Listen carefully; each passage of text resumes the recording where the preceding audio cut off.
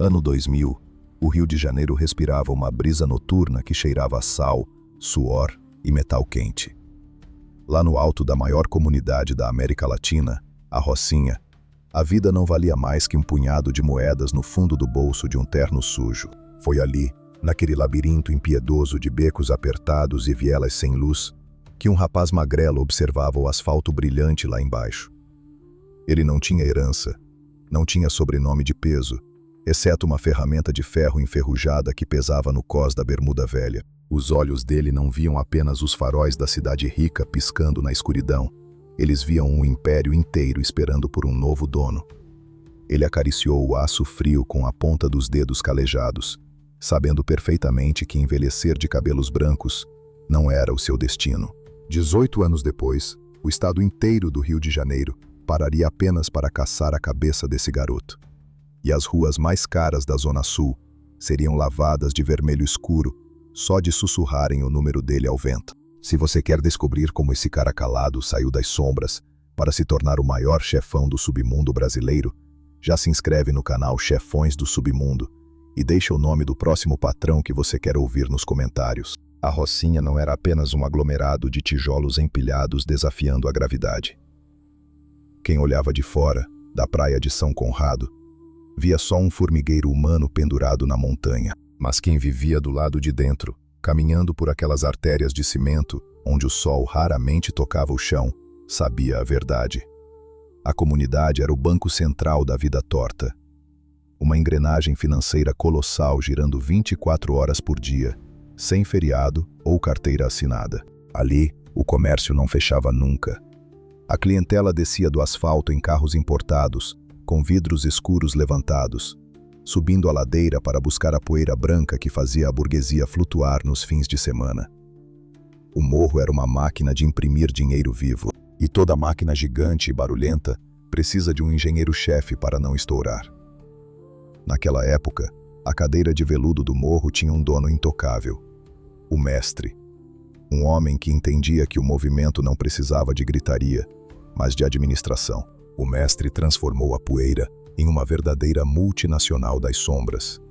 A firma tinha regras estritas, tabela de preços, olheiros nos telhados com rádios chiando a noite inteira, gerentes de logística, caixas para contar notas amassadas chegando em sacos de lixo preto. O mestre não era um açougueiro que gostava de sujar as mãos à toa.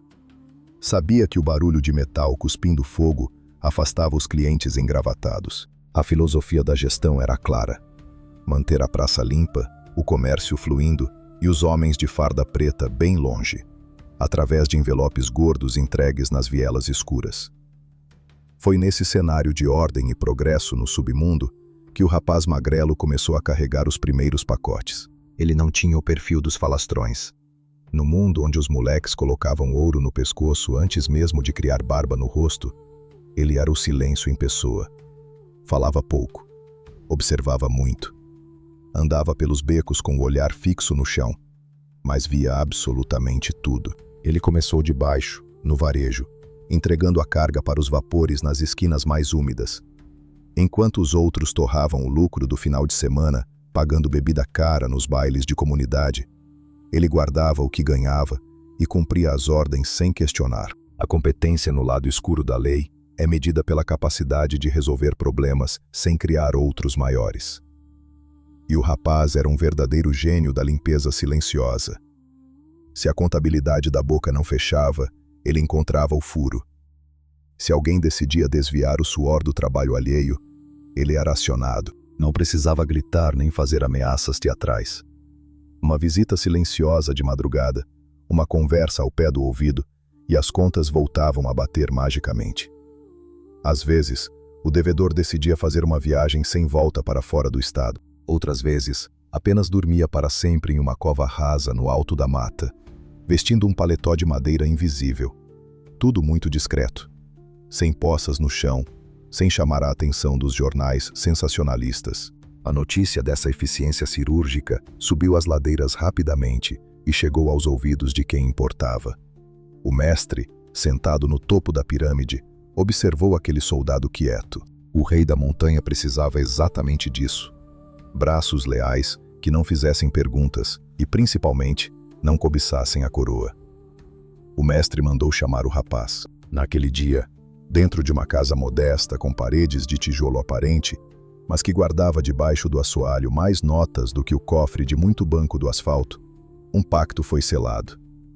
O magrelo virou o homem de confiança, a sombra oficial do patrão. O braço direito, o esquerdo e os olhos do mestre quando este precisava dormir em paz.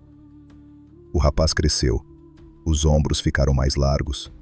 As ferramentas de ferro que ele carregava agora eram mais pesadas, daquelas que cuspiam sementes de chumbo capazes de derrubar um helicóptero. Ele ganhou o respeito na base do medo frio.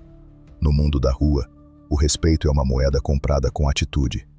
E a atitude dele era uma muralha de gelo. Ninguém ousava levantar a voz quando ele entrava no ambiente. Ele passou a gerenciar a frota inteira de entregadores. Supervisionava a chegada dos caminhões invisíveis, trazendo a mercadoria das fronteiras internacionais. Controlava o arsenal de guarda-chuvas pretos que a firma mantinha estocados em tonéis enterrados no barro, esperando o tempo fechar. A simbiose entre os dois era perfeita. O mestre pensava, planejava as rotas e costurava os acordos milionários lá fora. O aluno fiel executava, mantinha a disciplina interna, organizava a folha de pagamento da firma e enviava os recados para quem ousasse pisar na linha traçada no cimento. Juntos, viveram os anos de ouro da comunidade. As festas varavam as madrugadas de domingo, o som dos paredões tremia as janelas de alumínio e a praça estava sempre cheia, rendendo lucros astronômicos. A firma era uma fortaleza impenetrável, um estado independente. O mestre reinava absoluto, com a certeza reconfortante de que seu cão de guarda mais feroz jamais morderia a mão do patrão. Mas a montanha-russa do submundo tem uma regra cruel e inescapável. Quanto mais alto o carrinho sobe, mais forte é a vertigem quando a descida começa. E o vento no Rio de Janeiro estava prestes a mudar de direção. As nuvens negras que se formavam no horizonte não trariam apenas chuva. Elas trariam os blindados, trariam o desespero e colocariam aquela lealdade inabalável dentro de um porta-malas escuro e sem oxigênio. O menino magrelo, agora um gigante feito de silêncio e pólvora, estava prestes a receber o mundo inteiro em suas mãos. E o preço disso seria o caos absoluto. Novembro de 2011. O relógio da rua marcava o fim de uma era dourada para o comércio paralelo. O Estado resolveu subir o morro com blindados de aço e um barulho ensurdecedor. O projeto de colocar tendas azuis em cada esquina varria o mapa do Rio de Janeiro implacavelmente. A ordem dos engravatados era claríssima. Asfalto e morro precisavam de uma maquiagem nova para gringo ver. As Olimpíadas e a Copa do Mundo batiam na porta, e o cartão postal cobiçado do país não podia ter jovens armados desfilando com ferramentas de guerra pesadas sob o sol carioca. A firma do mestre, pela primeira vez em anos de calmaria, sentiu a fundação de cimento tremer de verdade.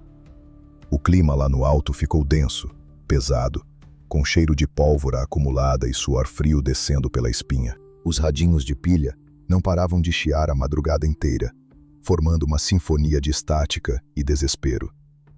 Os olheiros gritavam nas frequências cruzadas que as ruas principais formigavam de viaturas brilhantes e homens de preto com sangue nos olhos. O cerco se fechava rápido demais. Não era mais uma operação de rotina daquelas que terminam no fim do expediente de sexta-feira, após um acerto de contas gordo nos bastidores. Era uma invasão definitiva do asfalto na montanha. O mestre, do alto de sua vasta sabedoria gerencial, fez os cálculos matemáticos de sobrevivência. Bater de frente com um batalhão, usando apenas guarda-chuvas pretos, não ia dar lucro algum. Ia dar caixão lacrado de madeira barata. Ia colocar muita gente boa da firma para dormir o sono eterno na vala. A matemática cruel não perdoa heróis. Ele precisava de uma saída, um recuo estratégico, uma mudança de ares absoluta até a poeira sufocante abaixar. A ideia do alto comando era desaparecer no nevoeiro urbano, dar um perdido clássico nos homens de farda que colecionavam cabeças coroadas como prêmios de caça. A noite caiu sobre São Conrado como um manto de chumbo opressor. Um carro preto, reluzente, com cheiro de couro novo e porta-malas espaçoso, encostou na beira da via principal, longe das sombras do morro. Não era um veículo de passeio qualquer. Era a carruagem fúnebre da liberdade do grande rei da montanha. O homem intocável que faturava milhões vendendo a neve da ilusão para a elite do litoral sul se dobrou. O todo-poderoso patrão da maior empresa sem CNPJ do Brasil encolheu os ombros tatuados, abaixou a cabeça raspada e se enfiou no compartimento traseiro apertado do sedã luxuoso. A tampa de lataria bateu com força. O oxigênio ficou escasso instantaneamente. O breu tomou conta. O motorista engatou a marcha e desceu a ladeira escorregadia, tentando fingir que era apenas mais um morador de bem voltando da noitada. Mas a rua estava completamente tomada. Barreira de ferro, holofotes cegantes perfurando a neblina noturna, homens de boina preta com cães farejadores insaciáveis e fuzis levantados sem piscar para os vidros escuros. O carro parou abruptamente. O coração do homem de negócios milionário, escondido lá no escuro, bateu forte na garganta. Os aliados tentaram a velha e conhecida tática do envelope recheado. Aquela maleta mágica forrada de dinheiro vivo que sempre abria as catracas da lei em tempos de crise. Disseram que era um favor astronômico de amigos abastados para liberar a via sem abrir o capô do veículo. Mas a mídia abutre estava alerta, a câmera de alta definição das emissoras estava ligada e o país inteiro olhava fascinado para aquela blitz histórica. O suborno milionário virou fumaça no vento frio e implacável da madrugada. A ordem final foi dada secamente. Mandaram abrir a tampa traseira. O clique metálico ecoou pela avenida deserta como uma sentença de juízo final. Quando a luz pálida do poste bateu lá dentro do compartimento, o Brasil inteiro viu o rosto assustado e acuado do grande mestre. O império gigante desmoronou ali mesmo, esmagado em rede nacional. O patrão soberano não ia voltar para o conforto do lar tão cedo. Ele ganhou uma passagem só de ida para um resort de concreto armado, com grades duplas cimentadas e trancas de aço, num estado muito distante, longe das bênçãos e do calor do Rio de Janeiro. Com o grande arquiteto do sistema, tirando longas férias forçadas, patrocinadas pelo sistema carcerário de segurança máxima, o morro milionário ficou completamente órfão. A praça de rendimentos estava deserta, e o vento gélido assobiava pelo cimento exposto, trazendo uma pergunta incrivelmente perigosa. Quem teria a ousadia de sentar na cadeira de veludo? O submundo é uma selva de concreto. Ele não tolera vácuo de poder. Se a cadeira do chefe esfria um pouco, os hienas de outras facções criminosas rivais sentem o cheiro metálico de sangue a quilômetros de distância e aparecem correndo para devorar o resto da carne gorda do mercado em aberto. Foi exatamente nesse momento de pânico absoluto, com as forças armadas batendo bota pesada porta por porta na comunidade recém-ocupada, que a voz rouca do mestre ecoou do fundo das celas isoladas do norte do país. Um recado extremamente curto, repassado na surdina cuidadosas pelos advogados engravatados, que faziam a ponte lucrativa entre as leis do asfalto e as leis das grades.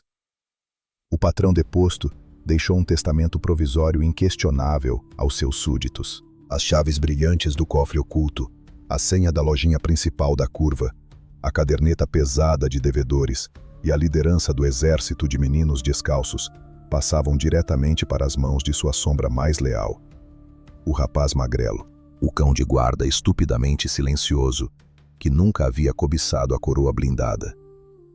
O homem discreto que resolvia problemas complexos sem espirrar gotas de vermelho nas paredes de gesso. Para governar a imensa nação de becos empilhados, o rapaz precisava desesperadamente de um batismo de fogo e respeito.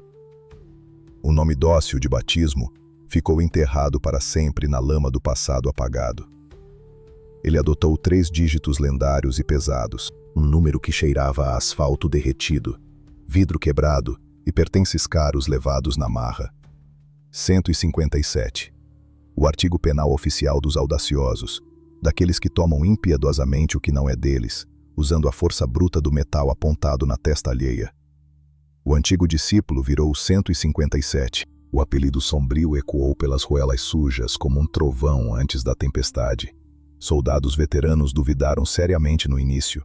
Achavam que o cara calado não tinha pulso firme suficiente para gritar ordens agressivas quando a chapa esquentasse de vez e o chumbo grosso voasse sem piedade. Achavam que ele era só um talentoso administrador de planilhas de papel, que jamais aguentaria a pressão psicológica de ter a polícia de um estado inteiro na sua cola, respirando quente no seu cangote.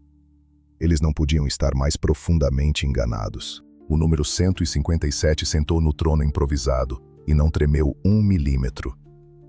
Olhou atentamente para a comunidade gigantesca e pulsante, muito abaixo de seus pés calçados de marca. Sentiu o peso frio do radiocomunicador balançando no grosso cordão de ouro. Aquele radinho de plástico preto não chiava mais para pedir permissão ao dono da voz grossa. Agora, ele chiava exclusivamente para dar a primeira e a última palavra sobre o balanço da vida e o inevitável sono eterno. A firma inteira respirou aliviada e voltou a operar na surdina debaixo do nariz das viaturas. O sucessor, de nome assustador, jurou a mais pura lealdade absoluta ao rei caído. Jurou pelo próprio suor entranhado no cimento que aquela montanha valiosa continuaria pertencendo exclusivamente ao ilustre mestre e que ele seria apenas o humilde e implacável zelador da fortaleza gigante até o fim da longa pena. O caixa mágico das lojinhas de esquina continuaria enchendo. Os atrevidos de outras bandeiras continuariam sendo gentilmente convidados para viagens sem retorno na madrugada. E a engrenagem bilionária não iria parar 1/1000 de segundo sequer. Mas o que absolutamente ninguém imaginava, nem os antigos e sábios do morro, nem o genial mestre trancafiado, nem o próprio 157 naquele exato momento de ascensão, é que o tecido aveludado da cadeira de patrão guarda um veneno sutil e anestesiante. Um veneno negro e invisível que entra sem pedir licença pelos poros, sobe vorazmente para a mente e apaga com força qualquer memória afetuosa de lealdade antiga. O trono sagrado e dourado estava agora firmemente ocupado, e o novo zelador da montanha, acostumado a servir em silêncio cego e submisso a vida toda, estava apenas começando a gostar excessivamente da vista deslumbrante e do gosto do poder inebriante que só o andar mais alto do mundo pode colocar na mesa farta de um homem que cresceu no nada. O jogo sombrio havia apenas começado, e as regras invioláveis acabavam de ser reescritas com a tinta mais vermelha que a favela já presenciara. Sentar na cadeira principal do morro é como beber água do mar quando se está morrendo de sede. No começo, o líquido gelado engana e alivia a garganta seca. Mas depois, o sal rasga as entranhas por dentro e a vontade de engolir o oceano inteiro enlouquece a mente do homem. O 157, aquele moleque magro que outrora caminhava de cabeça baixa, olhando apenas para os próprios cadarços esfarrapados, começou a sentir o gosto incrivelmente inebriante desse oceano de poder ilimitado. A princípio, ele era apenas o síndico provisório, o guardião fiel do tesouro escondido, enquanto o grande mestre curtia suas férias forçadas naquele resort de concreto armado de segurança máxima no norte do país. A missão deixada para ele era extremamente simples: manter as lojinhas da esquina funcionando a todo vapor, garantir que a neve artificial continuasse abastecendo as narinas exigentes da elite do asfalto e, sagradamente, enviar a fatia gorda do bolo de lucros para o bolso do exilado. Mas a vista deslumbrante lá de cima muda completamente a biologia de um ser humano. O sangue nas veias esfria, o ego incha além da conta, e a lealdade, antes cravada no peito como uma promessa de sangue, começa a desbotar rapidamente sob o sol implacável da ganância. O novo patrão percebeu muito rapidamente que a montanha cobiçada era muito mais do que um mero balcão de distribuição de alegria de plástico para os fins de semana. Ele olhou de cima para o labirinto de lajes empilhadas, para as milhares de almas espremidas naqueles becos sem ventilação e sem esperança, e seus olhos brilharam com um cifrão totalmente diferente. Por que a firma deveria se limitar apenas ao tradicional varejo noturno, se ele tinha, literalmente, o controle absoluto sobre o oxigênio da comunidade inteira? A Corporação das Sombras, agora sob o seu comando exclusivo e centralizador, precisava diversificar os lucros com urgência. Ele importou e adaptou uma cartilha administrativa terrível das áreas dominadas pelos homens de bota pesada e farda paralela lá da Zona Oeste. O modelo de negócios interno ganhou um formato novo, abrangente e absolutamente sufocante. A partir daquele momento escuro de transição, viver e respirar dentro da favela passou a ter um preço fixo mensal. Uma assinatura obrigatória e compulsória, cobrada rigidamente com a ponta de um cano de ferro frio encostado na nuca do morador de bem. A matemática cruel da extorsão foi implementada em cada ruela com uma precisão cirúrgica e assustadora. O botijão de gás da dona de casa que fritava pastel para sobreviver passou a custar quase o dobro do valor, pois o selo invisível de aprovação da firma precisava ser pago religiosamente para que o fogão pudesse acender. O transporte rápido nas ladeiras íngremes do morro, nenhum piloto de 2 rodas subia com cliente ou descia vazio, sem antes deixar a generosa caixinha da proteção obrigatória no fundo do bolso largo dos cobradores do chefe. Até mesmo o sinal invisível que trazia a internet pelos cabos emaranhados para dentro dos barracos úmidos ganhou um pedágio pesado.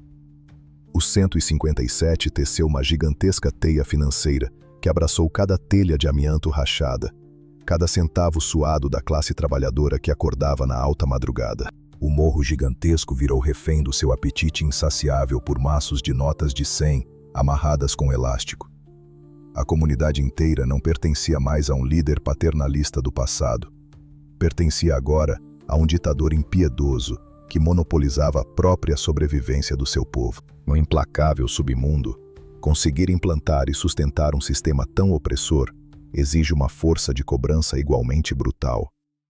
Não havia espaço para negociação pacífica, parcelamento ou choro de desespero. Se um comerciante idoso ousasse murmurar pelos cantos contra as novas e abusivas taxas do tal seguro de vida, ele não recebia uma notificação civilizada por debaixo da porta. Ele recebia uma visita nada cortês de homens encapuzados na calada da noite. O novo chefe da praça não tolerava 1 milímetro de desobediência.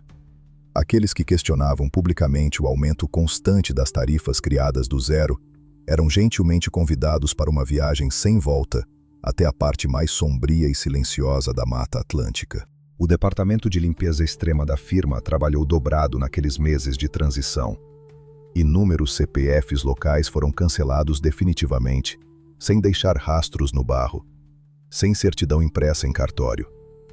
As pessoas simplesmente evaporavam como neblina no ar denso do Rio de Janeiro. A nova mensagem governamental era gravada a fogo nas mentes amedrontadas. Pague o pedágio estipulado pelo rei, ou ganhe uma passagem expressa para o além. O silêncio que passou a dominar as ruelas depois do pôr do sol não era paz. Era o terror absoluto calando gargantas. Com a sua conta bancária invisível transbordando de dinheiro sujo em níveis estratosféricos, a transformação física do ex-ajudante de ordens atingiu o seu clímax definitivo. O rapaz, outrora discreto, que preferia atuar camuflado nas sombras, agora exigia que todos os holofotes estivessem apontados para sua cara. O pescoço antes livre e limpo arcava dolorosamente sob o peso de grossas correntes de ouro puro, ostentando medalhões imensos e cravejados que chegavam a cegar quem olhasse de frente quando a luz do baile batia. Ele passou a desfilar com roupas de grife exclusiva, perfumes importados caríssimos que empesteavam o ar, e copos cheios de um uísque dourado que custava tranquilamente o salário de um ano inteiro de um professor da rede pública. Nos gigantescos bailes funk que varavam as madrugadas, o camarote principal de alvenaria era uma verdadeira fortaleza militar particular, rigidamente cercada por dezenas de guarda-chuvas pretos engatilhados e prontos para cuspir fogo cruzado ao menor sinal de movimentação suspeita. As mulheres mais cobiçadas que desciam do asfalto faziam filas intermináveis para brindar no copo do novo e soberano dono da montanha. O 157 acreditava genuinamente e cegamente que havia tocado o céu com as próprias mãos calejadas. Ele andava sob o cimento cru das vielas, como se fosse um verdadeiro Deus intocável, permanentemente blindado contra a fúria da lei e o julgamento dos homens. O delírio profundo de grandeza engoliu completamente o seu juízo perfeito. Mas toda essa fantástica máquina comercial girando freneticamente esbarrava sempre em um detalhe bastante inconveniente do passado: o pacto de sangue original. O inquebrável acordo de cavalheiros que fora selado antes da queda dramática do antigo rei. O mestre, vivendo na masmorra gelada e isolada do sistema federal, contava os dias riscados na parede e, principalmente, Contava com as remessas poupudas de capital que garantiam sua influência invisível por trás das imensas trancas. Inicialmente, o novo e eficiente administrador da montanha enviava a parte do leão religiosamente todo mês. As malas pretas estufadas viajavam camufladas pelo país inteiro, só para manter intocável o luxo e o respeito do patriarca encarcerado. Porém, à medida em que o ouro foi pesando no próprio pescoço do 157, a sua mão na exata hora de fechar os zíperes da maleta do chefe foi ficando cada vez mais leve e hesitante. As fatias bilionárias do bolo despachadas mensalmente para o norte começaram a minguar de forma assustadora. As desculpas formais enviadas pelos pombos-correios engravatados e bem pagos eram sempre ensaiadas com o mesmo tom de lamento. O patrão em exercício argumentava que a presença ostensiva das viaturas azuis do Estado na base do morro atrapalhava imensamente a logística de distribuição das vendas da neve. Dizia chorando que os custos operacionais diários haviam subido muito, que a manutenção constante das ferramentas de ferro velhas estava extremamente cara e que o orçamento interno estava cada vez mais apertado e sem margem. Eram mentiras deslavadas e descaradas. A Praça Iluminada nunca esteve tão fantasticamente lucrativa em toda a sua história de concreto. A verdade amarga, silenciosa e definitiva era que o 157 simplesmente não queria mais dividir o brilho e os lucros da coroa com ninguém. O forte veneno do poder finalmente completou o seu ciclo letal na corrente sanguínea. Sentado em seu confortável trono, fortemente rodeado por bajuladores armados até os dentes, ele questionou friamente a essência da sua própria subordinação. Por que diabos ele, que suava o próprio rosto enfrentando diariamente as duras investidas da lei, precisava sustentar um fantasma invisível? Por que continuar enviando milhões em espécie para um homem idoso que sequer podia pisar no chão empoeirado do Rio de Janeiro? A prepotência desmedida é sempre a pior e mais perigosa conselheira do mundo do crime. Ela cega totalmente para a realidade fria dos fatos. O 157, no auge do seu egocentrismo, convenceu a si mesmo de que a era vitoriosa do mestre já estava enterrada a 7 palmos debaixo da terra, de que a gloriosa montanha havia mudado de dono por uma espécie de usucapião selvagem e natural. Ele olhava para os seus leais soldados, rapazes jovens com os dedos nervosos coçando incansavelmente no gatilho, e via apenas e exclusivamente a fidelidade cega ao dinheiro farto que ele mesmo tirava do bolso para pagar. Ele achava do fundo da alma que havia apagado a longa história do antigo soberano apenas com o intenso brilho do seu ouro recém-comprado. Sentia-se imenso, grande demais para aceitar voltar a ser apenas o zelador assalariado de um império construído por mãos alheias. A sagrada promessa de lealdade virou cinzas secas, sopradas para muito longe pelo vento frio que cortava o pico da favela todas as noites. A extensa comunidade inteira, do asfalto à parte mais alta da mata, assistia de camarote a essa perigosa metamorfose, prendendo a respiração de medo. Os moradores mais antigos e os silenciosos soldados da velha guarda fechavam a cara e trocavam olhares extremamente preocupados nos cantos mais escuros. Eles sabiam perfeitamente, com aquela sabedoria trágica e pesada de quem já viu com os próprios olhos dezenas de impérios caírem da noite para o dia, que a gratidão dentro do submundo tem um prazo de validade curtíssimo, mas que a vingança por uma afronta dessas dura para sempre. O 157 podia ter agora o cofre abarrotado, podia ter os canos longos mais potentes do mercado clandestino, podia ter imposto a sua taxa sangrenta sobre a vida e a morte de todos ali. Mas ele cometeu um erro primário. Subestimou severamente o peso absurdo do nome que resolveu trair. Ele agia de forma leviana, como se o antigo dono do império fosse apenas uma lembrança rabiscada e já apagada na parede de uma cela úmida. O que ele não sabia, irremediavelmente embebedado pela própria vaidade doentia, era que o fantasma humilhado estava muito bem acordado. E fantasmas furtados costumam voltar furiosos do além com uma missão clara: puxar violentamente os pés de quem teve a audácia de usurpar o seu lugar na cabeceira da mesa. O relógio imaginário do acerto de contas começou a tic-taquear muito mais rápido. A silenciosa bomba da traição imperdoável havia sido ativada em definitivo. e a inevitável explosão prometia não deixar absolutamente pedra sobre pedra na cidade maravilhosa. A distância entre as areias quentes de São Conrado e as muralhas cinzentas do Presídio Federal em Rondônia mede milhares de quilômetros de floresta e concreto. Para um homem comum, essa imensidão geográfica seria o ponto final absoluto de qualquer carreira, o esquecimento total. Mas no mundo das sombras, onde a influência se mede pela espessura do medo cravado na espinha dos subordinados, paredes de segurança máxima são apenas detalhes logísticos de um jogo de tabuleiro invisível. O grande mestre, mesmo enclausurado na solidão do isolamento extremo, respirando ar racionado em uma gaiola minúscula no meio da selva amazônica, nunca ficou realmente surdo ou cego. Ele tinha ouvidos bem abertos e estendidos por cada ruela da comunidade, e olhos plantados em cada laje esticada no morro. O faro de um lobo velho de guerra não perde a precisão com a idade.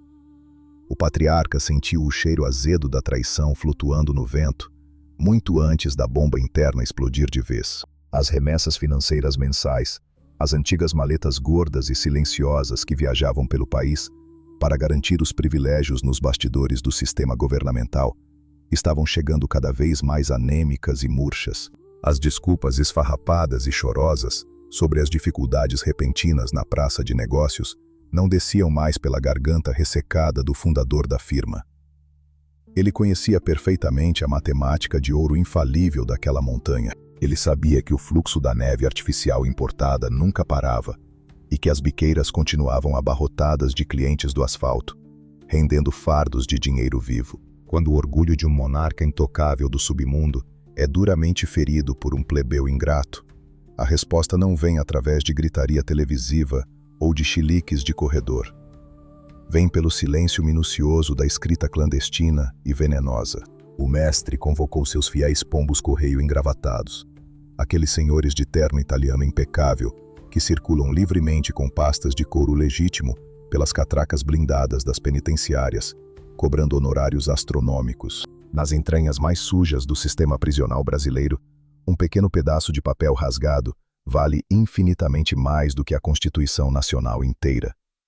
E foi exatamente assim que o último aviso foi despachado. Um catatal, um bilhete minúsculo, milimetricamente dobrado em dezenas de vincos, escrito com uma caligrafia nervosa e espremida, contendo instruções absurdamente diretas, sem qualquer margem para interpretação poética. O papelzinho amassado, camuflado habilmente em fundos falsos de documentos legais, cruzou o país trazendo o recado mais pesado que a história da montanha carioca já presenciou. As palavras do velho rei eram curtas, secas e cortantes como uma lâmina de barbear enferrujada deslizando na pele.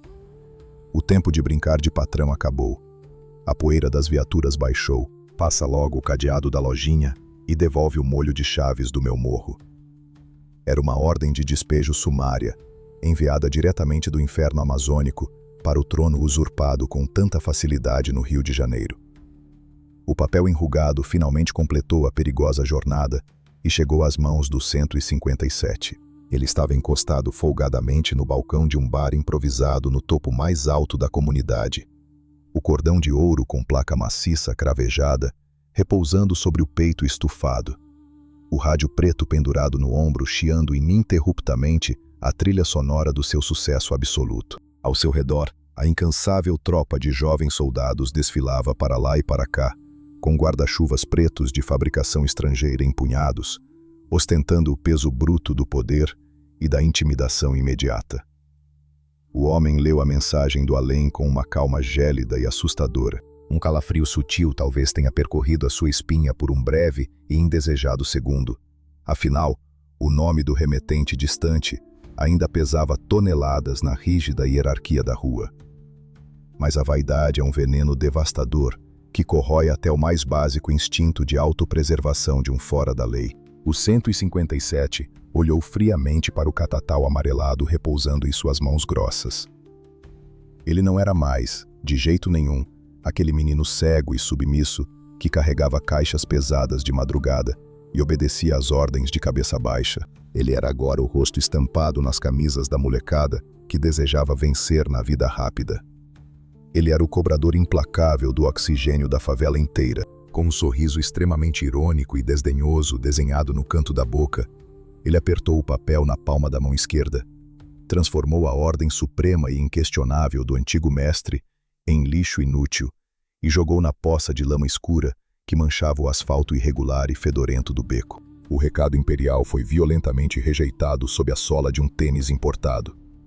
A coroa bilionária não seria devolvida pacificamente, nem agora, nem nunca. O ex-ajudante de ordem silencioso acabava de assinar a sua própria sentença de guerra com tinta invisível, chutando deliberadamente a pesada porta do cemitério com as duas pernas de uma vez só. A notícia fervente de que o novo patrão havia tido a ousadia de rasgar a escritura sagrada da firma não precisou ser anunciada em carro de som estridente para correr pelos becos. No ecossistema venenoso das facções cariocas, o silêncio sempre grita as piores verdades, e as paredes de tijolo cru escutam muito bem. A desobediência frontal e humilhante dividiu instantaneamente a gigantesca montanha inteira ao meio. De um lado da trincheira invisível, a velha guarda, os veteranos calejados de cabelos grisalhos que tinham crescido, prosperado e sustentado suas grandes famílias sob a batuta diplomática e certeira do antigo mestre. Essa parcela fundamental da comunidade balançava a cabeça nega aprovação total e mastigava o medo escuro, pois sabia perfeitamente que trair o genial fundador original era um pecado puramente mortal, uma viagem expressa e sem pausas para o fogo eterno. Eles reverenciavam silenciosamente a velha doutrina. Do outro lado, perfilava-se o batalhão furioso da nova geração. Os moleques destemidos e insensatos que nasceram e cresceram no crime, já sob a fartura arrogante e desmedida dos 157. Meninos cegamente fascinados pelos tênis brilhantes, pelas motos carenadas potentes cortando giro na madrugada e, principalmente, pelos maços de notas grossas e enroladas em elástico que o novo chefe pagava pontualmente toda sexta-feira à tarde. Eles não faziam questão de conhecer a lenda engaiolada nas selvas de Rondônia. Eles conheciam o cara de ouro que bancava o churrasco suculento e enchia até a borda os carregadores de metal duro no presente imediato. O racha ideológico na corporação secreta fincou raízes profundas, tortas e repletas de farpas. O morro colossal rachou de ponta a ponta, sem emitir um único som de impacto concreto. A atmosfera geral da Rocinha sofreu uma metamorfose drástica e sufocante, exatamente da noite para o dia luminoso. O ar costumeiramente festivo dos pagodes de domingo na laje foi completamente esmagado por uma nuvem invisível e espessa de paranoia coletiva. As pessoas comuns pararam de conversar normalmente encostadas nas muretas e passaram a sussurrar aterrorizadas, com medo até da sombra do próprio vento batendo nos telhados. Os pequenos e sofredores comerciantes começaram a recolher as mesas e cadeiras de plástico das calçadas sujas e passaram a trancar os pesados portões de ferro enferrujado, assim que o sol avermelhado beijava de leve a linha do horizonte. As crianças, o termômetro de paz de qualquer rua, sumiram misteriosamente dos campinhos desnivelados de terra batida. Todos ali sabiam que a Montanha Dourada sentava agora sobre um barril de pólvora gigantesco e prestes a estourar, apenas aguardando a faísca definitiva do pavio cego. Os 157, sentindo claramente o cerco apertar em seu próprio quintal conquistado a sangue, intensificou o regime de terror sem piscar os olhos. Reuniu seus cães de caça mais selvagens em uma viela escura e deu uma ordem expressa, inquestionável e congelante. Quem murmurasse baixinho o nome do exilado ou demonstrasse qualquer saudosismo criminoso pela antiga gestão compassiva, seria imediatamente convidado para um longo, escuro e infinito descanso debaixo das pedras do asfalto. A caça predatória aos simpatizantes do velho regime começou de forma implacável e sorrateira. Sumiços noturnos repentinos viraram rapidamente a principal e mais assustadora estatística não oficial das vielas esquecidas. Mas o silêncio covarde imposto de forma agressiva pelo cano quente da ferramenta nunca dura para sempre diante da ira concentrada de um rei brutalmente roubado. Lá do outro lado do mapa do Brasil, no frio e distante isolamento carcerário, o mestre recebeu o duro informe da humilhação suprema. Soube, através dos cochichos clandestinos do asfalto, que o seu sagrado e intocável catatal havia sido reduzido a lixo imundo pisoteado, e que a sua própria cria de quintal estava caçando covardemente seus antigos companheiros pelos becos mais escuros. O olhar do homem respeitado envelheceu exatos 1000 anos dentro daquela cela gélida e úmida. Ele percebeu de forma amarga e cristalina que as sábias palavras diplomáticas escritas no pedaço de papel jamais surtiriam qualquer efeito em uma mente perigosamente embriagada pela ambição desmedida do vil metal. A negociação amigável, civilizada e ponderada fora completamente sepultada na lama preta. Para conseguir arrancar um rato insano e enlouquecido do esconderijo que outrora pertenceu por direito divino ao leão, era preciso parar imediatamente de mandar avisos furados de papel e começar a enviar o recado doloroso em forma de metal, estilhaçando no meio da madrugada. As engrenagens obscuras e poderosas da velha aliança criminosa começaram a girar pesadamente, buscando apoio bélico em outras favelas e chamando generais leais espalhados que deviam favores milionários de uma vida inteira. O ultimato pacífico escrito à caneta virou poeira cósmica. O próximo e sombrio capítulo da história viva do submundo carioca seria ditado inteiramente pela regra absoluta, irracional e selvagem do apagar definitivo das luzes. A contagem regressiva assustadora para a temporada de caça oficial na selva de pedra começava ali, e o rio de cor vermelha espessa que iria descer sem freios pelos degraus tortos da comunidade, infelizmente não pouparia a vida de absolutamente ninguém. Agosto de 2017. O vento de inverno batia seco na laje fria, mas a chapa na comunidade ardia como a porta de um forno siderúrgico em pleno meio-dia. O silêncio que escorria pelas vielas espremidas já não era aquele silêncio de paz dominical. Era o vácuo pesado e absoluto que antecede a formação de um furacão categoria 5. Lá de muito longe, de trás das grossas vigas de aço do resort federal, onde o sol nasce invariavelmente quadrado, o mestre exilado decidiu colocar na mesa a sua última cartada diplomática. O velho rei tinha uma visão empresarial inquestionável. Ele não queria de jeito nenhum esburacar o próprio império a troco de nada. A destruição total e barulhenta sempre desvaloriza o metro quadrado do terreno, espanta a clientela endinheirada que sobe o morro no escuro atrás da neve artificial e atrasa irremediavelmente a folha de pagamento da firma. Então, agindo como um xadrezista experiente que ainda respeitava as velhas diretrizes do tabuleiro de concreto, o patriarca engaiolado tomou a decisão de enviar os seus bispos mais pesados para tentar um cheque-mate pacífico. A missão não foi entregue na mão de moleques inexperientes. O mestre acionou 3 nomes de altíssimo calibre na velha e inquebrável hierarquia das ruas. Homens de cabelo grisalho que carregavam o respeito cravado fundo na pele e a voz definitiva do rei entalada na garganta. Entre eles estava um mensageiro histórico, um veterano cuja simples presença impunha um respeito imediato até nos corações mais selvagens do asfalto. Eles subiram a ladeira principal da montanha, não com guarda-chuvas pretos engatilhados nas mãos, mas com a postura ereta e inabalável de quem traz a verdadeira lei do morro no bolso do casaco. A diretriz deles não exigia o barulho metálico e desesperado das ferramentas de estourar blindado. A ordem direta exigia apenas e exclusivamente que o 157 entregasse a chave do cofre principal de forma limpa, passasse o rádio de comunicação para frente, recolhesse seus grossos anéis de ouro e descesse a montanha caminhando com as próprias pernas, de preferência, antes que a pouca paciência restante no norte do país evaporasse por completo nas altas temperaturas. O encontro que paralisou o coração da favela aconteceu no centro nervoso da praça principal, bem no meio do formigueiro de lajes empilhadas.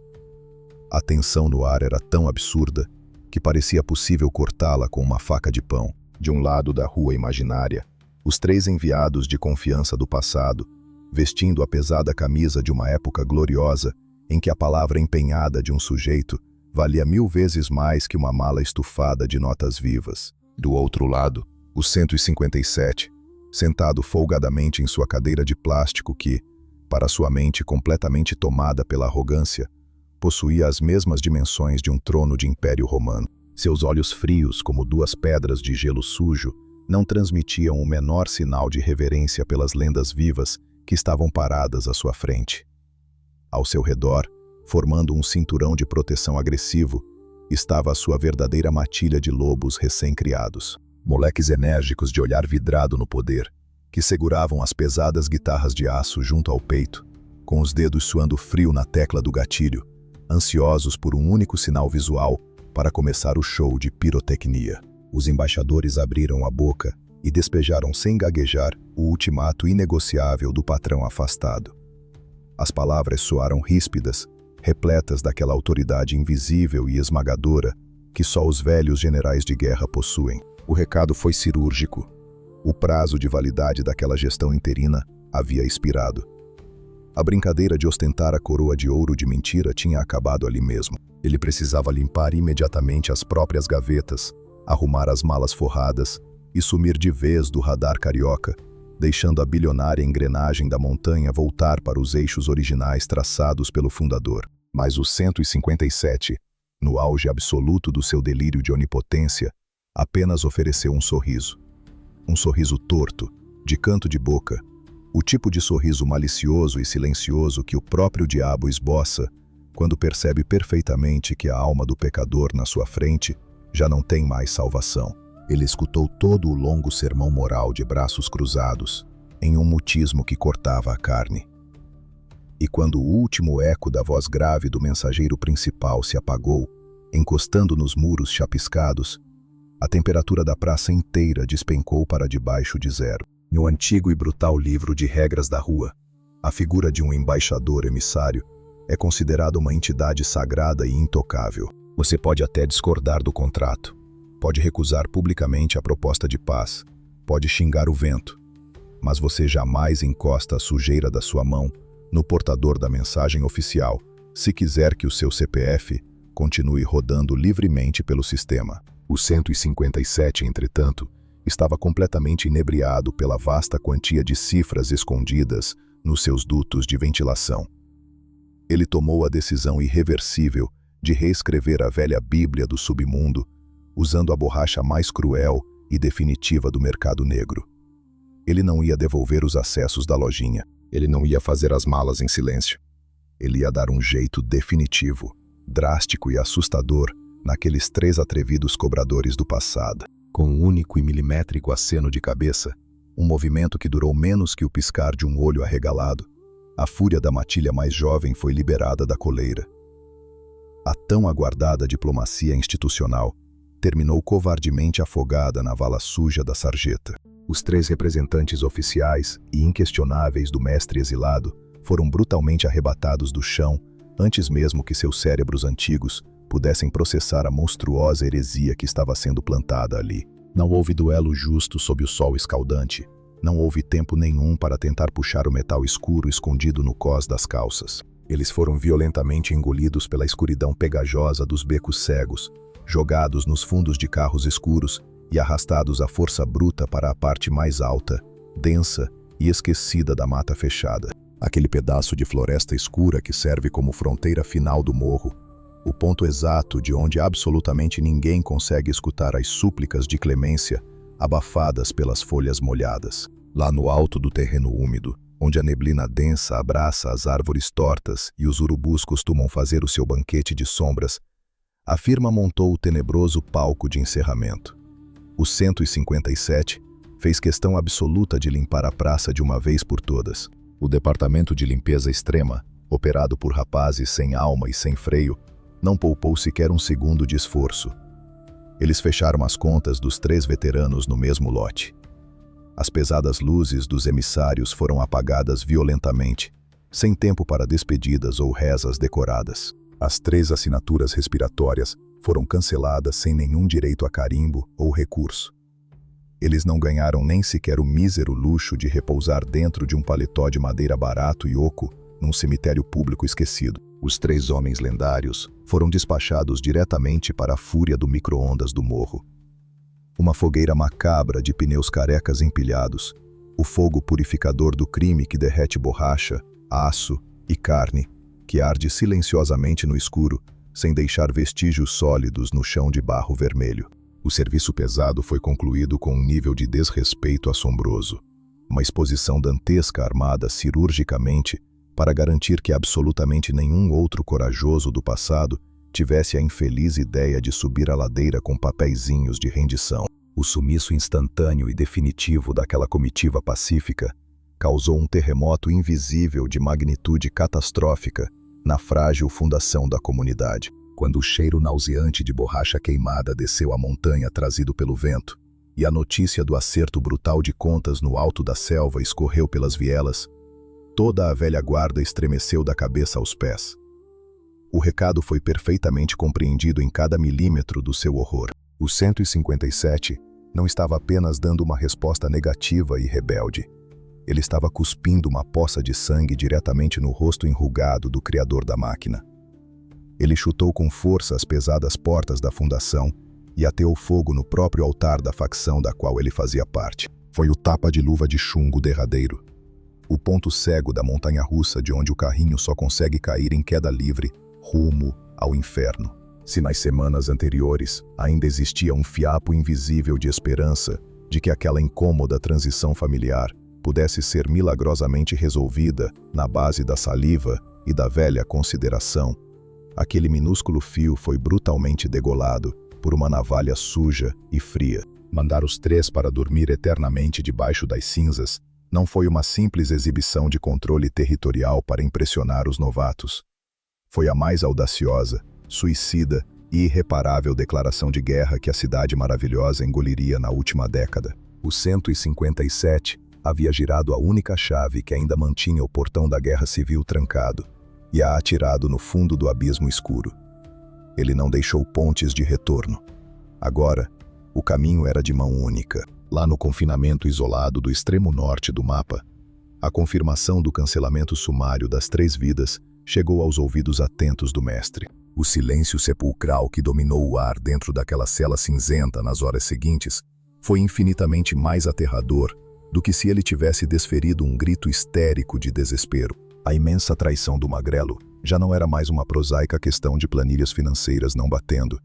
Não era mais uma picuinha sobre o controle do fluxo da neve ou sobre a cobrança gananciosa das taxas da população. Agora o tecido era pintado de vermelho escuro. O sangue derramado no alto do morro era o próprio sangue do fundador, jogado fora de forma desonrosa, extremamente covarde e absolutamente imperdoável pelas garras pontiagudas do cão obediente que ele mesmo havia tirado da lama. O abismo final abriu suas garras. O rei sem coroa levantou lentamente da sua cama de cimento frio, fixou o olhar afiado na parede de concreto descascada e despachou na surdina a ordem final e definitiva que todos os seus generais leais no Rio de Janeiro estavam prendendo a respiração para escutar. Não haveria mais emissários civilizados, catataus minúsculos de papel ou reuniões cautelosas no meio da madrugada. O tempo do diálogo havia apodrecido. A única forma de comunicação que o seu ex-pupilo rebelde conseguiria escutar a partir de agora seria o compasso ensurdecedor de centenas de guitarras de aço cuspindo fogo derretido em direção à janela do seu quarto milionário. A última gota havia esmagado o copo de vidro, e os milhares de moradores daquele império gigante não teriam outra opção a não ser tentar sobreviver, mergulhados na piscina de água escarlate que inundaria a ladeira na próxima virada de lua. Setembro de 2017. O céu da madrugada exibia um azul profundo quando o vento trouxe um cheiro metálico e azedo para as vielas da Rocinha.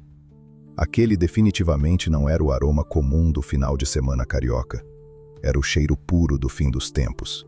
A sentença ditada pelo rei engaiolado deixou de ser um rascunho em papel para se transformar em uma onda de destruição incontrolável. Dezenas de caminhonetes escuras e vans roubadas, abarrotadas com soldados forasteiros de outras praças da antiga bandeira, começaram a subir as ladeiras em completo silêncio. O comboio fantasma deslizava pelo asfalto com um único propósito: entregar a cabeça do 157 numa bandeja de prata para aplacar a fúria do criador da firma. A ordem vinda das selvas do norte era de terra arrasada. Quem vestisse a camisa do traidor ganharia, sem direito à defesa, uma passagem de ida para o andar de baixo. Quando o amanhecer do dia 17 chegou, o inferno abriu suas portas no coração da montanha. A sinfonia de terror começou com um estalo seco, reverberando pelos muros, e em menos de 1 minuto, a comunidade virou um caldeirão de caos e pólvora.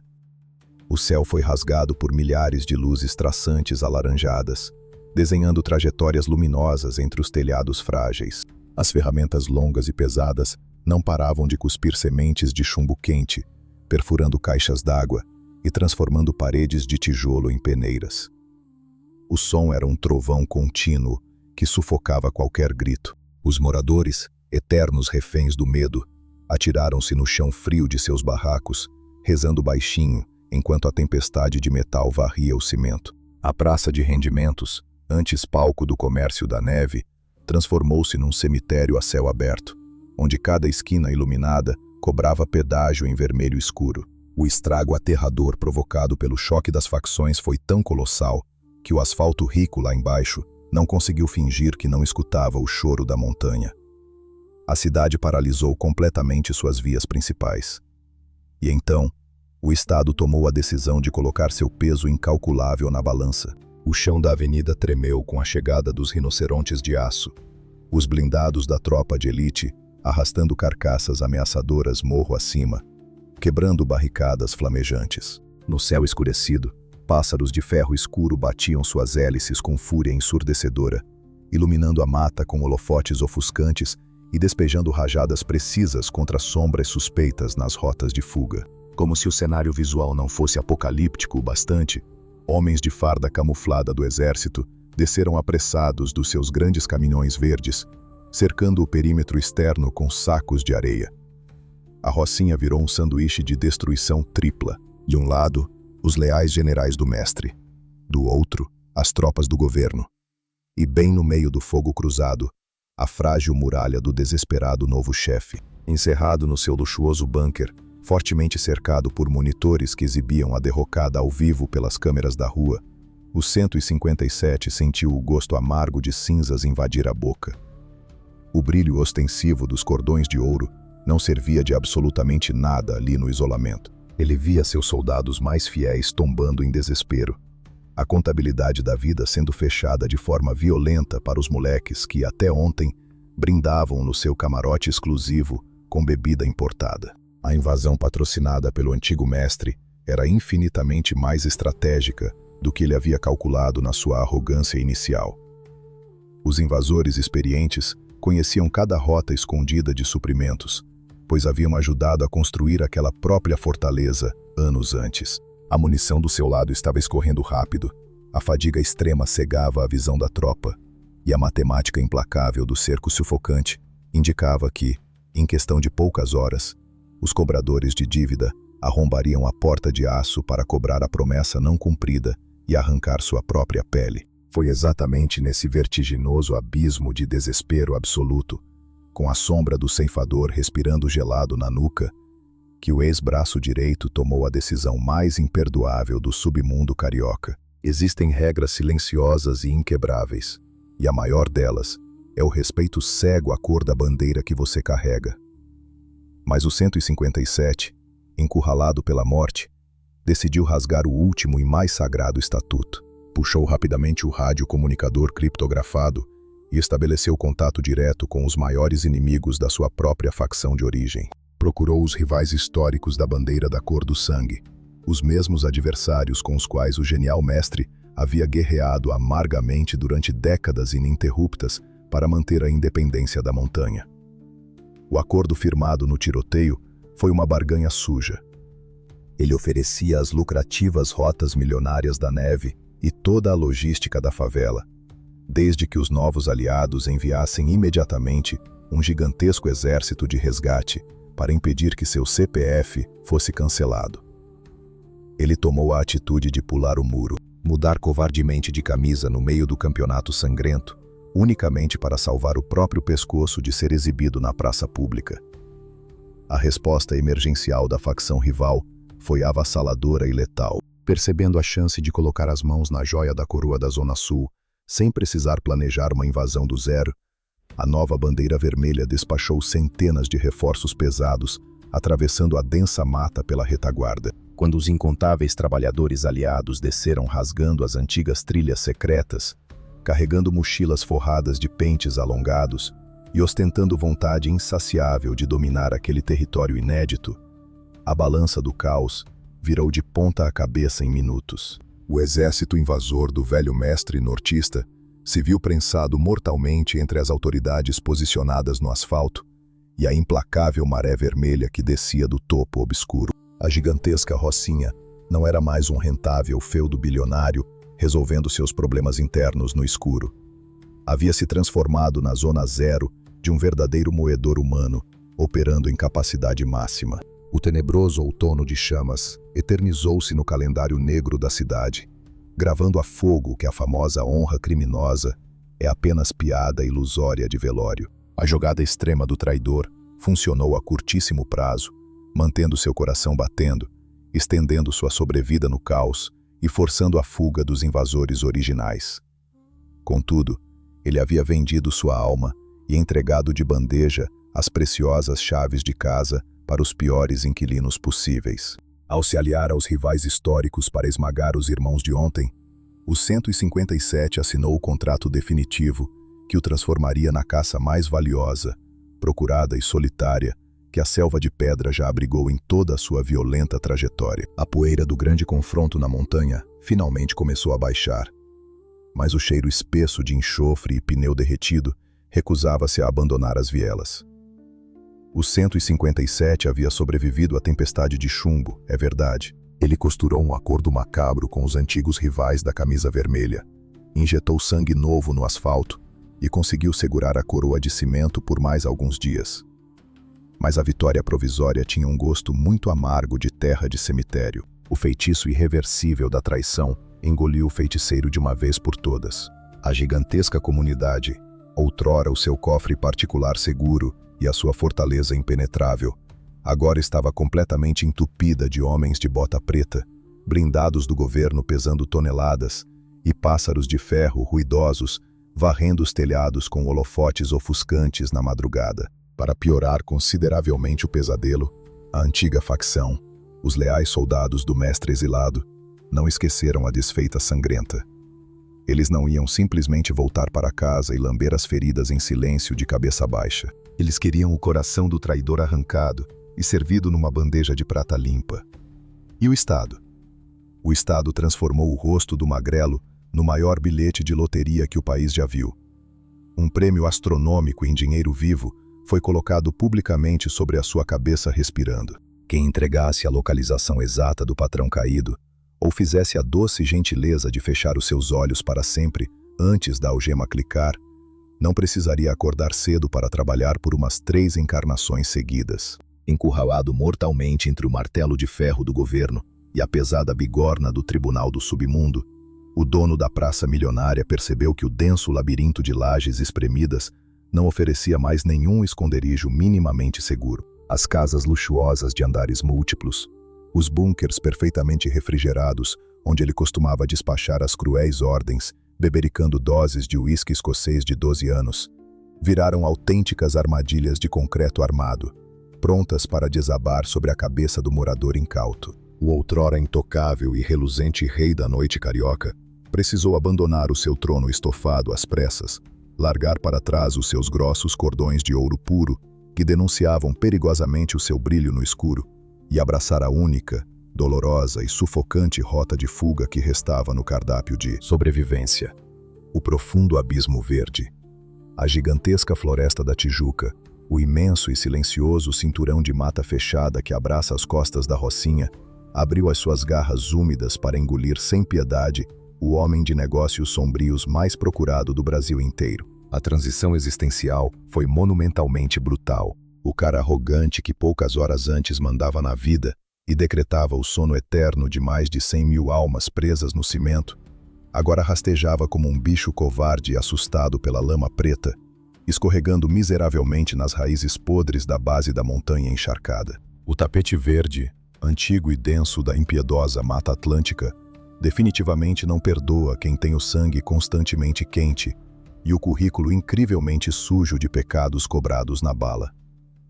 Toda a vida mansa e farta de patrão simplesmente evaporou no ar úmido e gelado da madrugada florestal selvagem. O aclamado 157 Passou a dormir precariamente em buracos rasos cavados no barro vermelho, coberto por folhas largas improvisadas, apenas para tentar despistar as avançadas câmeras de captação de calor dos pássaros de ferro oficiais que rasgavam o céu nublado ininterruptamente. O frio congelante da relva castigava os ossos exaustos de quem estava acostumado ao ar-condicionado na temperatura máxima. Os insetos e mosquitos famintos ignoravam completamente a rígida e violenta hierarquia construída no asfalto, devorando impiedosamente a pele sensível do homem milionário que antes ditava o preço do oxigênio respirado lá embaixo na favela. O cardápio refinado e exclusivo, regado a carnes nobres e bebidas caras importadas, foi substituído de forma humilhante por água suja de poça de chuva e restos de biscoitos esfarelados, suprimentos escassos trazidos a muito custo e suor por alguns poucos e aterrorizados soldados fiéis que ainda não haviam tomado a coragem de pular daquele barco visivelmente furado. A vasta selva natural cobrava o seu pedágio geográfico com juros altíssimos, sugando agressivamente a vitalidade física, estilhaçando o orgulho desmedido e esfarelando a sanidade mental do ilustre foragido. Ele não era mais o inabalável e todo-poderoso 157. Era agora apenas um fantasma pálido e miserável, vagando pela neblina noturna, contando os minutos para a hora inescapável de encontrar o cobrador definitivo na curva do caminho de terra. Mas o frio implacável que corta a pele e a fome que ronca alto nas entranhas não eram de forma alguma os piores monstros habitando as sombras daquele inferno particular. O verdadeiro e mais eficiente torturador morava alojado profundamente dentro da própria cabeça dele, a maldita paranoia desenfreada. Esse é exatamente o imposto mais cruel e destrutivo que o ato da traição covarde cobra da frágil alma humana durante a madrugada escura. Como ele mesmo havia apunhalado seu antigo mestre enjaulado pelas costas, sem piscar os olhos e sem o menor sinal de remorso ou piedade, ele agora sabia, com absoluta clareza profética, que um punhal do mesmo tamanho estava sendo pacientemente afiado no escuro do mato, mirando perfeitamente o seu próprio pescoço suado. O silêncio denso e profundo da mata era ensurdecedor, asfixiante e terrivelmente aterrador. O simples e inocente estalo de um galho seco, pisado acidentalmente por um animal silvestre de pequeno porte, fazia o coração descompassado do magrelo saltar violentamente pela boca seca, e os dedos sujos de terra apertarem de maneira frenética o gatilho tenso da sua pesada ferramenta de aço negro. Engatilhada, ele não podia relaxar a mente ou fechar os olhos vermelhos por mais de 15 minutos seguidos. O repouso profundo e o sono pesado eram um luxo absoluto que pertencia agora apenas e exclusivamente aos bravos homens livres e aos cadáveres frios. E ele, naquele exato momento de desolação, transitava perigosamente no purgatório tenebroso, localizado bem no meio entre esses dois mundos opostos. A credibilidade cega e a confiança mútua, aquela moeda rara e intensamente brilhante que pavimentou e sustentou toda a sua subida meteórica ao patamar do poder intocável, faliram por completo na bolsa de valores do mundo do crime. Ele olhava de lado, desconfiado e semicerrando os olhos, para os seus novos e temporários aliados bélicos, os soldados veteranos da nova camisa vermelha, que subiram armados até os dentes para estender a mão e proteger a sua pele marcada, e via na expressão deles apenas mercenários calculando em silêncio as cifras monumentais e o preço do seu couro molhado.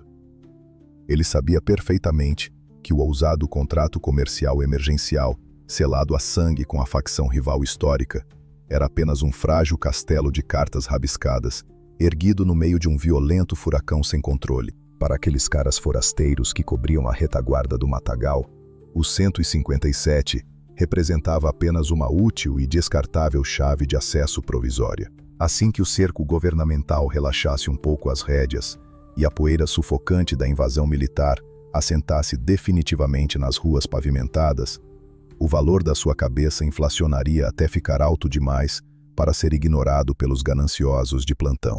Bastava um único garoto da guarda ser hipnotizado pelo lucro fácil, um único rádio de comunicação chiando a frequência exata para a central de denúncias oficiais, e toda a sua epopeia repleta de traição, arrogância e lucro, terminaria silenciosamente debaixo de uma fina camada de terra barata, em uma vala rasa e sem cruz. O homem pretensioso que havia transformado a maior favela da América Latina na sua gigantesca máquina particular de imprimir dinheiro sujo, não tinha mais um único ombro aliado, onde pudesse encostar o rosto cansado, sem o pavor imediato de receber um trajeto expresso com bilhete só de ida para o andar de baixo.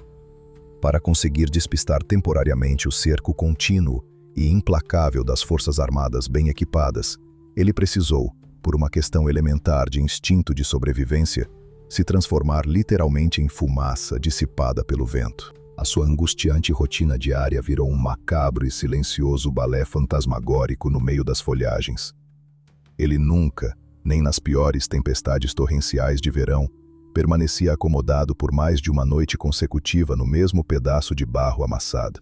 A sua esquiva movimentação ocorria estrita e unicamente na calada da noite mais escura e sem estrelas, utilizando as velhas e abandonadas rotas tortuosas de caçadores de animais silvestres, evitando de modo desesperado e obsessivo qualquer clareira mais ampla onde a fraca luz do luar pudesse ultrapassar a copa das árvores e denunciar a sua silhueta arcada. O gigantesco e barulhento exército, composto por milhares de jovens com guarda-chuvas pretos, cuspidor de fogo que ele comandou a partir da sacada confortável, foi drasticamente reduzido, pelo medo e pela poeira, a um pequeno e amedrontado punhado de sombras esguias que faziam a melancólica escolta, decadente de um rei esfarrapado e sem mais nenhum reino geográfico para administrar. A vergonha e a profunda humilhação psicológica de ser caçado agressivamente e sem trégua, como uma mera lebre doente correndo no descampado, consumia voraz e incansavelmente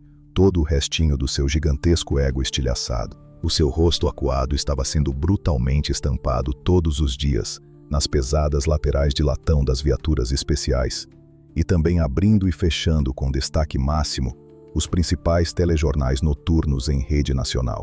A sua outrora gigantesca e intocável fama local foi exatamente a corda extremamente resistente que ele mesmo fez questão absoluta de tecer pacientemente, fio por fio e ano após ano, para finalmente ser puxado para cima e enforcado com muito louvor em praça pública, sob os flashes implacáveis da sociedade em colapso. O exausto, trêmulo e debilitado fantasma da selva passava arrastadamente os intermináveis dias chuvosos, encolhido de forma fetal sob as grandes pedras úmidas e musgos da montanha carioca, escutando aterrorizado o latido grave, ameaçador e cada vez mais próximo dos cães farejadores das tropas da primeira equipe de elite, homens que não conheciam o botão do recuo estratégico. Os pesados caçadores treinados de farda camuflada texturizada estavam sistemática e lentamente fechando o formidável anel de cerco letal, rasgando sem preguiça e com muita força a folhagem da mata extensa com facões compridos e afiados, irremediavelmente determinados a varrer a indesejável existência terrena do grande traidor da história do crime local. Cada nascer do sol presenciado a mais, sobrevivendo por puro instinto animal na fria escuridão daquela floresta desoladora, não possuía nenhum glamour de vitória e não gerava cânticos de louvor guerreiro. Era única e exclusivamente um adiamento altamente patético e arrastado do desastroso encontro, inevitável com a rígida parede de concreto do destino selado a ferro. Aquela imensidão verde natural certamente não era e nem nunca foi o seu exótico refúgio acolhedor. Tratava-se de uma colossal, impiedosa e úmida prisão verde de segurança rigorosíssima, sem cercas de arame visíveis, mas com muros táticos absolutamente intransponíveis na prática.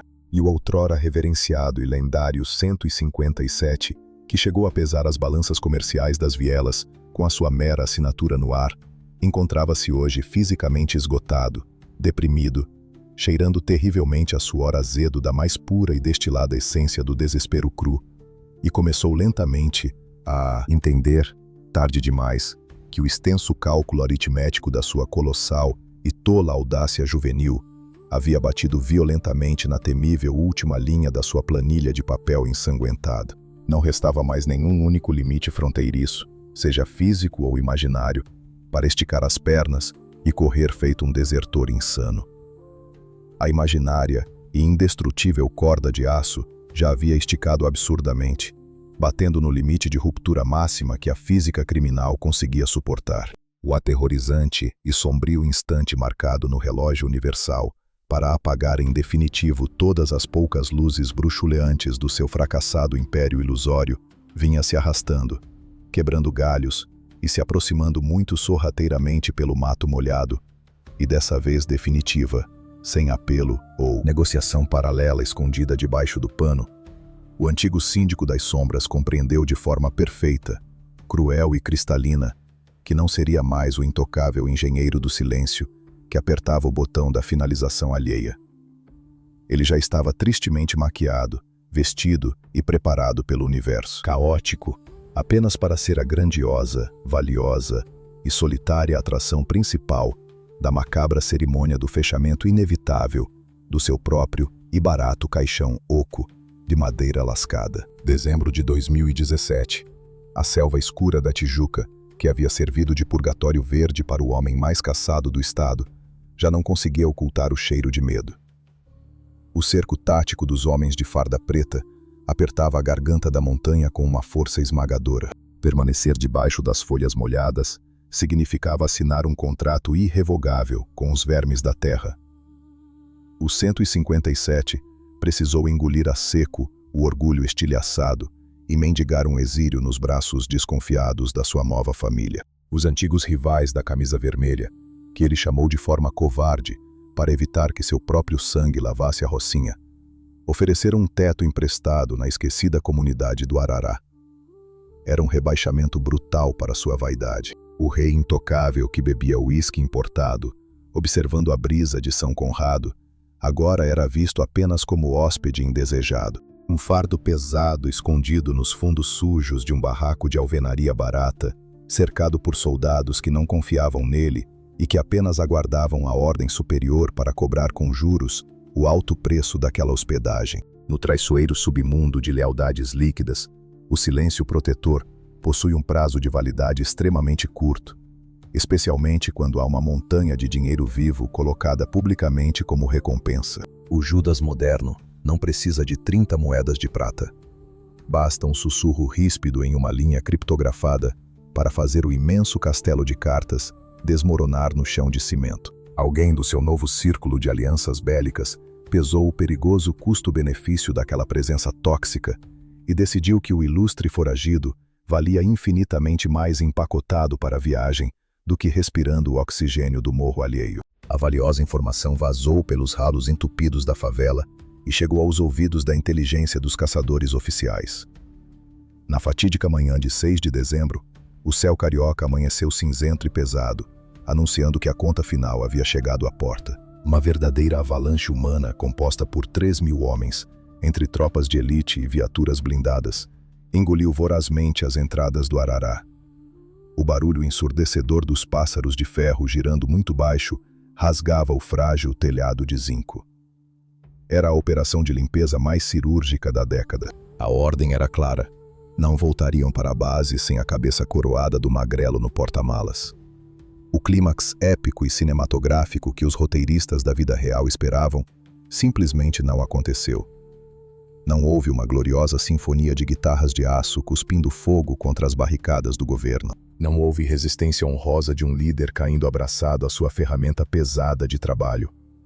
Quando as grossas botas pretas da equipe tática arrombaram a porta de madeira fina do modesto esconderijo na viela estreita, o cenário melancólico era a mais pura e destilada definição da derrota moral. O grande e aterrorizante 157, o homem de gelo que ousou trair de forma imperdoável o lendário mestre, que rasgou o estatuto inquebrável da facção e chocou a sociedade ao limpar a praça de opositores, estava encolhido de forma lamentável. O chefão da montanha foi encontrado deitado em uma cama de solteiro humilde, tremendo incontrolavelmente de frio e desespero, tentando de maneira inútil se camuflar debaixo de um cobertor ralo e florido, como uma criança assustada fugindo do bicho-papão no pesadelo. Sem os cordões de ouro reluzentes no pescoço, sem a marra de ditador intocável, sem exército para esticar o peito.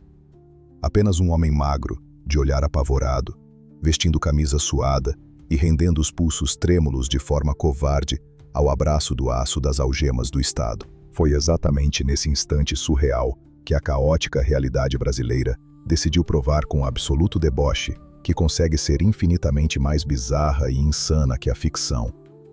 O prêmio bilionário da caçada havia sido capturado com vida. A adrenalina fervia intensamente nas veias estufadas dos homens de farda.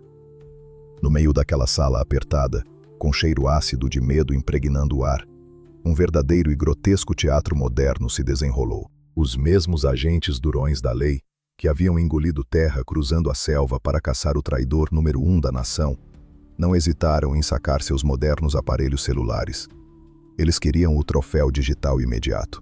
Encostaram os rostos eufóricos perto do criminoso algemado e começaram a disparar uma sucessão infinita de fotografias festivas. E qual foi a inacreditável reação do homem que acabara de perder seu vasto império?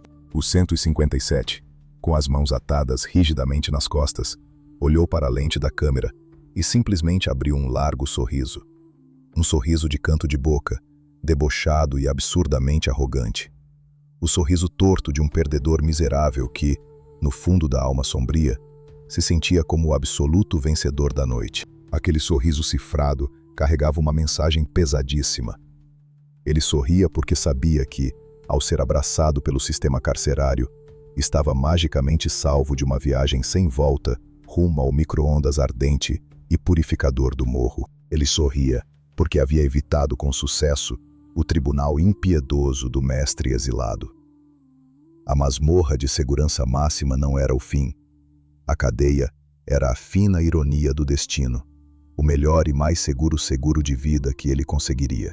A icônica foto rodou o país na velocidade da luz, como um doloroso tapa na cara da sociedade. O lobo havia sido enjaulado, mas continuava rindo da ingenuidade das próprias ovelhas. A queda aparatosa do usurpador não devolveu a antiga paz silenciosa às ruas íngremes e cansadas da Rocinha. O gigantesco estrago psicológico causado pelo seu curto mandato de imposições cruéis era irreversível. Ele havia herdado uma montanha pacificada que funcionava de maneira oculta, como um relógio suíço de fazer dinheiro vivo, e a transformou inconsequentemente num sangrento campo de batalha. O mestre, assistindo à queda do ex-pupilo de trás das grossas barras de concreto no isolamento do norte, sabia que o seu império original nunca mais seria o mesmo. A facção rival da camisa vermelha, aproveitando a instabilidade da grande traição interna, fincou raízes profundas e dolorosas na comunidade. Inaugurou-se uma obscura era crônica, onde o som melancólico das ferramentas de fogo rasgando a madrugada virou a maldita canção de ninar oficial de famílias e crianças. O 157 foi devidamente trancafiado, engolido pelo exato sistema de regras que ele, na sua arrogância, jurou jamais alcançá-lo. Mas as cicatrizes das suas escolhas gananciosas, a brutalidade impensável de como ordenou apagar do mapa aqueles que pacificamente cruzaram seu caminho, mancharam o asfalto caro da Zona Sul com uma espessa tinta vermelha que tempestade nenhuma lavará da memória. O sorriso debochado daquele dia cinzento ficou eternizado na história policial brasileira como a prova definitiva de que, no jogo perverso do submundo carioca, até mesmo o homem que perde o reino encontra um motivo obscuro para gargalhar do caos que ajudou a semear. O silêncio forçado voltou a imperar na cela fria, mas nas ruas, o eco fantasmagórico das suas atitudes continua assombrando a montanha. Se você quer descobrir como esse cara virou o maior chefão do submundo brasileiro, já se inscreve no canal Chefões do Submundo e deixa o nome do próximo patrão que você quer ouvir nos comentários. O abismo faminto sempre aguarda pacientemente o próximo rei de papel despencar em queda livre na escuridão.